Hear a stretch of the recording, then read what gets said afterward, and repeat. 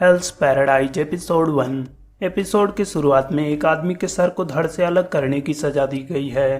तभी एक जल्लाद उस आदमी को काटने वाला है और हमें बताया जा रहा है कि एक सर को धड़ से अलग करने के लिए काफ़ी स्किल की ज़रूरत पड़ती है, क्योंकि वो मांसपेशियों और हड्डियों से जुड़े होते हैं। वहीं किसी के सर को धड़ से एक बार में अलग करना नामुमकिन है, जो इसे और भी दर्दनाक बनाता है। उसी वक्त जल्लाद के लगातार प्रहार करने के कारण उसका तलवार टूट जाता है, लेकिन उस आदमी को एक खरोच तक नहीं आती, जो सोचने लगता है कि वो मर क्यों नहीं रहा, जबकि उसका जिंदगी से कोई वास्ता नहीं है और उसने बहुत सारे लोगों को मारा है, इसलिए वो और जीना नहीं चाहता। जिसके बाद उस आदमी से एक इंस्पेक्टर पूछताछ कर रही है, जिससे हमें पता चलता है कि उसका नाम गाबीमारू है, जिसने इवागाकुरे विलेज में एक शिनोबी के रूप में जन्म लिया और वो अपनी असैसिनेशन टेक्निक बचपन से ही सीख रहा है, जिसमें बहुत से लोग अपनी जान गंवा देते हैं, लेकिन जो बच जाते हैं वो सुपर ह्यूमन एबिलिटीज पा लेते हैं।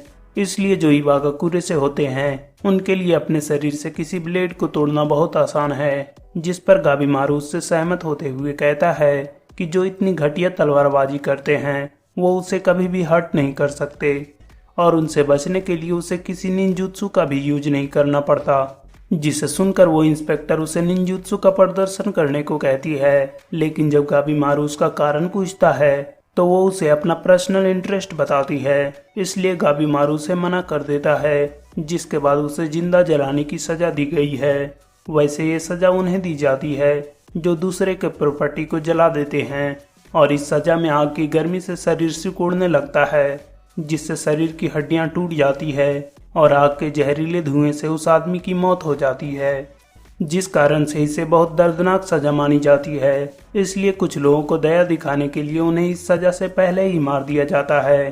तभी दो आदमी गाबीमारू को भाले से मारने की कोशिश करते हैं, लेकिन उनका भाला टूट जाता है और फिर उसे जलाया जाता है, लेकिन फिर भी उसे कुछ नहीं होता। जिसके बाद वही इंस्पेक्टर उल्टी दिशा में बैठी हुई गाबीमारू से पूछताछ कर रही थी, जहां गाबीमारू कह रहा था कि वो रजिस्ट नहीं कर रहा और वो भी चाहता है कि उसे मार दिया जाए, और फिर गाबीमारू से उसकी तरफ देखने को कहता है या फिर उसे कपड़े देने को कहता है, क्योंकि उसके कपड़े आग में जल चुके हैं।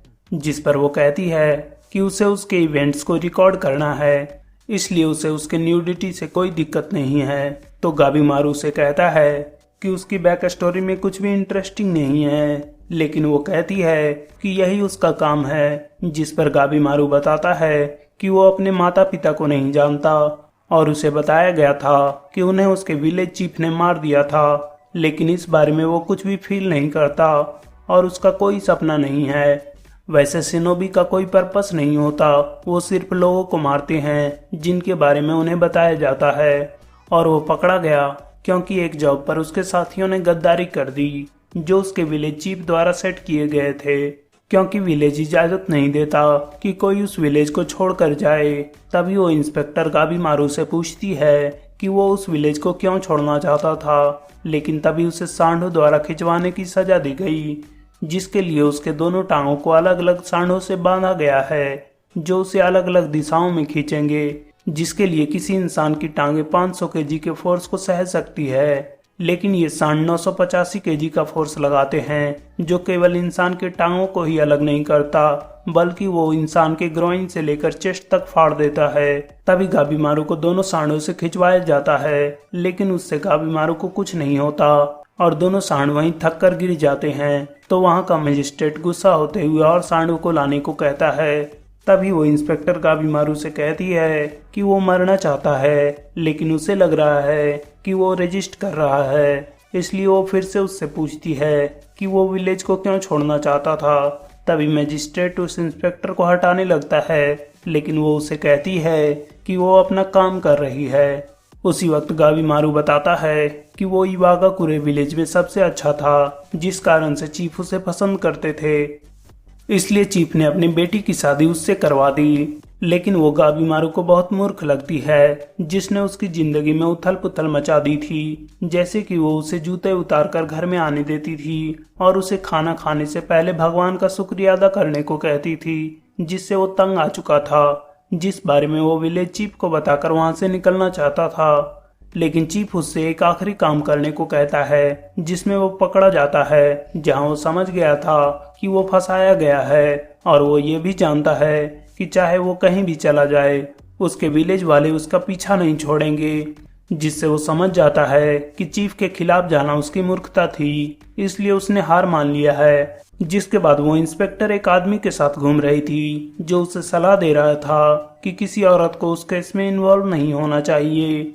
और फिर वो उस इंस्पेक्टर को गाबीमारू का असली नाम बताता है, जो है गाबीमारू द हॉलो मैन, जो बिना किसी आंसू और खून का बना है। एक ऐसा मॉन्स्टर जिसने गिरफ्तार होते समय 20 लोगों को मार दिया। और ऐसी अफवाह है कि इवागाकुरे के शिनोबी एलिक्सर ऑफ लाइफ पीते हैं, जो एक ऐसी दवा है जिससे कोई भी आदमी अमर हो सकता है। और वो शिनसेंकियो में पाया जाता है, जिस पर वो उससे कहती है कि क्या वो इस बारे में श्योर है। और फिर उससे पूछती है कि कोई भी हॉलो मैन इस तरह रजिस्ट क्यों करेगा कि वो 20 लोगों को जान से मार देगा, जिसका वो कोई जवाब नहीं दे पाता। तभी हम गाबीमारू को देखते हैं, जो इंस्पेक्टर की बातों को याद करते हुए सोच रहा है कि वो इतना रजिस्ट क्यों कर रहा है, जबकि वो जीना भी नहीं चाहता। इसलिए उसने डिसाइड किया है कि कल के एग्जीक्यूशन में वो खुद को खत्म कर देगा।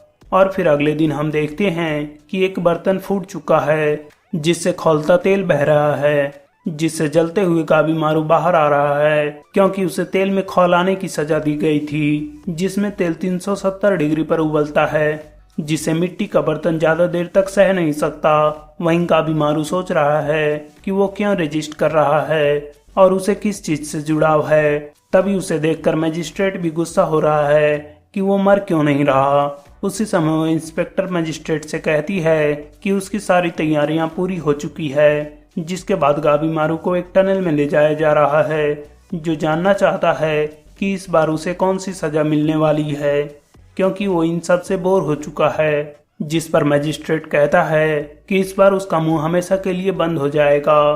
तभी वो एक दरवाजे के पास पहुंचते हैं, जिसके खुलते ही उनके सामने वही इंस्पेक्टर अलग कपड़ों में होती है, जिसके बारे में हमें बताया जाता है कि वो कोई मामूली इंस्पेक्टर नहीं है। वो एडो से भेजी गई एक स्वॉर्ड टेस्टर है, जिसका नाम एग्जीक्यूशनर यामाडा साइमन सागिरी है, जिसमें Yamada Simon Yamada clan Ronin का ट्रेड नेम है, जो एक स्वॉर्ड्स मास्टर है और वो किसी भी दुश्मन का सर एक बार में धड़ से अलग कर सकती है। वहीं गाबीमारू एक फीमेल असाइमन को देखकर थोड़ा चौंकता है। तभी सागिरी कहती है कि वो चाहता था कि कोई उसे खत्म कर दे, तो वो उसकी इच्छा पूरी करने वाली है। जिसे सुनते ही गाबीमारू अपने सर को धड़ से अलग होते हुए महसूस करता है और वो डर से अपनी हथकड़ी तोड़ देता है। तो मजिस्ट्रेट के कहने पर सागिरी उसे मारने जाती है, लेकिन गाबीमारू वहां से हट जाता है। जिस पर सागिरी कहती है कि अगर वो अपनी जगह से नहीं हटता तो उसका सर धड़ से अलग हो जाता। वहीं गाबीमारू के गले पर एक खरोच आ गया है। तभी सागिरी उस पर फिर से हमला करती है,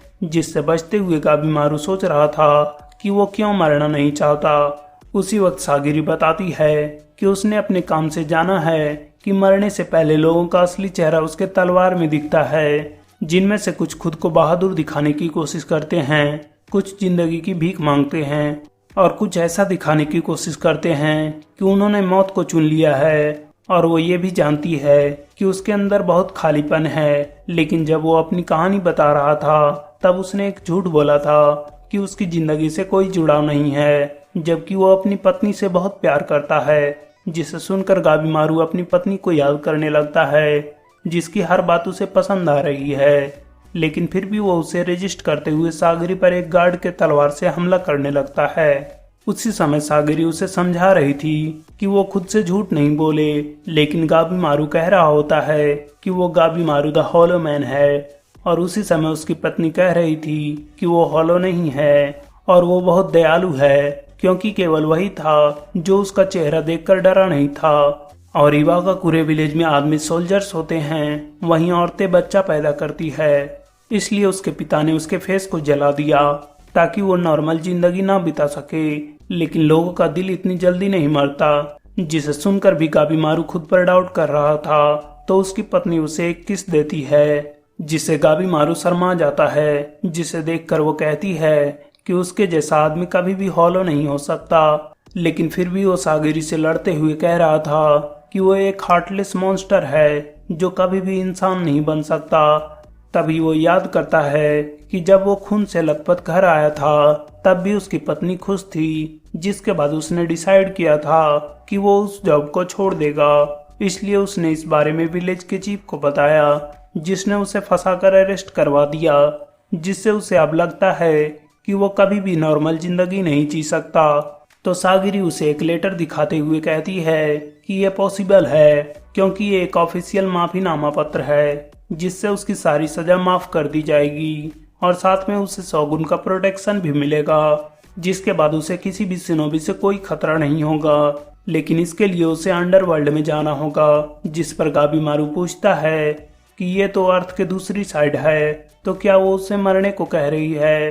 तो सागिरी उसे ना में जवाब देते हुए बताती है कि एक जगह है जहाँ सिर्फ खुशहाली है और वहाँ कोई भी दुख दर्द नहीं है, जिसे प्राचीन काल में स्वर्ग कहा जाता था, जो साउथ वेस्ट में रियोकू किंगडम से बहुत दूर है, जिसे आखिरकार खोज लिया गया है, जहाँ फूल और तितलियां नाचती है, मधुर आवाजें सुनाई देती है और ऐसा कहा जाता है कि वहीं पर अमृत की दवा पाई जाती है, जिसे एलिक्सर ऑफ लाइफ कहा जाता है। इसलिए वहां के शोगुन ने एलिक्सर ऑफ लाइफ लाने के लिए एक सर्च पार्टी भेजी, लेकिन उनमें से कोई नहीं लौटा, केवल उन्हें छोड़कर जो दूसरी चीजों में बदल गए थे। तो गाबीमारू उससे कहता है ये तो परियों की कहानी लगती है, जिस पर सागिरी कहती है कि हाँ उन्हें भी यही लगता था जब तक उन्होंने वो देखा। जिसके बाद हम शोगुन को देखते हैं जो बता रहा था कि लोग फूल में बदल जा रहे हैं, इसलिए वो टापू उसे बहुत रहस्यमयी लग रहा है और उसे यकीन हो गया कि वहीं एलिक्सर ऑफ लाइफ मिलेगा। इसलिए उसने ये फरमान जारी किया है कि जो भी कैदी उस एलिक्सर ऑफ लाइफ को खोज कर लाएगा उसकी सारी सजा माफ कर दी जाएगी। जिस वजह से सागिरी उस मिशन के लिए कैंडिडेट खोजते हुए वहां आई और रास्ते में उसे पता चला कि उसकी पत्नी अभी भी इवागाकुरे में है, जिसने खुद को एक कमरे में बंद कर लिया है और उसकी आने की राह देख रही है।